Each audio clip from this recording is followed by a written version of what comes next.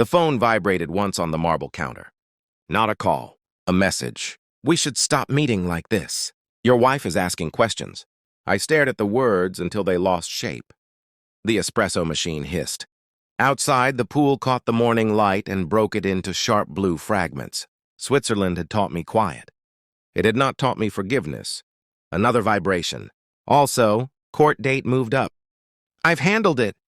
Handled it. The word slid under my ribs and stayed there.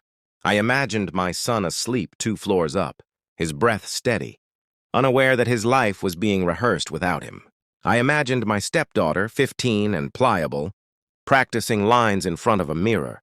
I imagined my wife, calm, efficient, teaching her how to lie with a straight face. I did not reply. I never reply when I'm deciding whether to burn something, down or let it rot on its own. The phone vibrated again. This time it rang. 71 missed calls would come later. At that moment, there was only one. I let it die. I wiped the counter. I set the cup down. I straightened a picture frame that was already straight. Control is a habit. Panic is a choice. By the time the sun reached the far edge of the pool, I had already made the call that would end them. It didn't begin with rage. It began with subtraction. Late nights that didn't add up. A new perfume that didn't belong to our house. Court papers appearing where grocery lists used to sit. My wife spoke in bullet points now. Efficient. Strategic. She had learned that. Tone somewhere else. There was money missing. $10,000, a neat withdrawal. When I asked, she didn't flinch. Legal prep, she said. For custody. For my son. She said it like a fact. Like gravity. My stepdaughter started watching me the way students watch proctors. Careful. Measuring. She flinched when I entered rooms. She smiled on cue. I recognized coached behavior. I recognized rehearsed fear. At night, my wife lay beside me, scrolling, typing, erasing. Her body was present.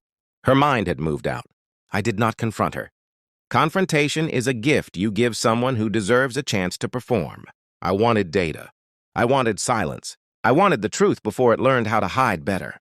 The message came 3 days later. From a number I didn't recognize.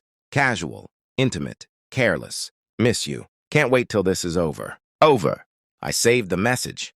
I turned the phone face down. I kissed my wife's temple when she came home. She smelled like someone else's confidence. That night, I slept like a man who had already decided. I hired the investigator without drama.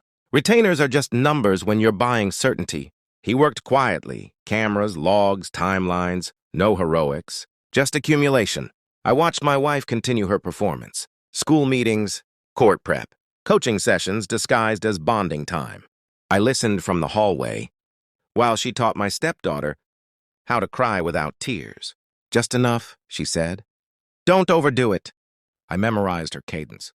The investigator sent updates like weather, reports, neutral, precise, locations, names, times, hotel lobbies, parking garages, a hand on a lower back, a kiss that lasted too long, receipts, calls made from stairwells, laughter that belonged to someone else, 400 photos, ironclad. I did not look at them all at once. I rationed them. 1 truth per day. It kept me sharp. The lover was predictable, married, in debt. Charming in the way desperate men are charming. He liked control but couldn't afford it. My wife liked men she could manage.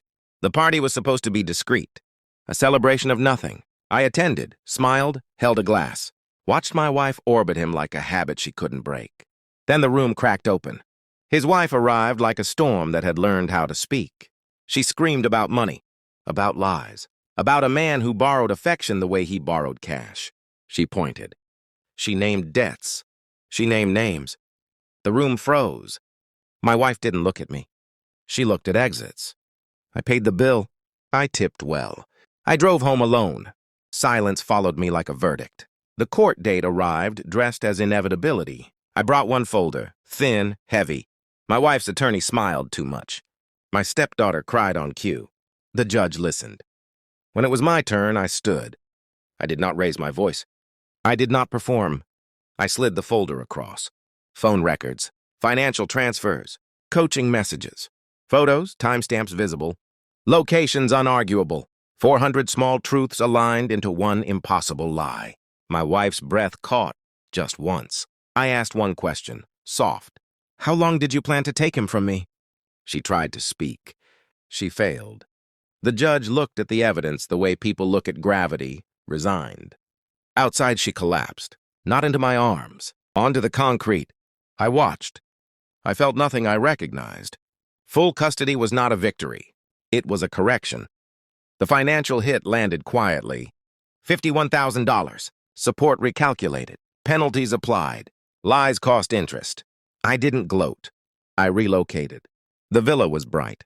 Clean lines. Water everywhere. The kind of place that forgives nothing and needs no one. My daughter-in-law called on Thanksgiving. Her voice was sharp with borrowed authority. "If you want to join, come wash the dishes," she said. Laughter behind her. I replied, "Enjoy." I sent nothing else. Just posted a photo later. The pool, the mountains, the light. My phone rang 71 times. I did not answer. I thrive now. Not loudly, precisely. My son sleeps without rehearsed fear. My days are mine. I learned that love without truth is just strategy wearing perfume. Sometimes I think about the woman I married. The version that existed before the planning, before the coaching, before the $10,000 that bought her courage. I do not miss her. I miss the man I was before I learned how calm betrayal can be. The photos are archived, the numbers balanced, the lies exhausted themselves. I didn't crush her with anger. I let her drown in daylight. That is how you end things without ever raising your voice.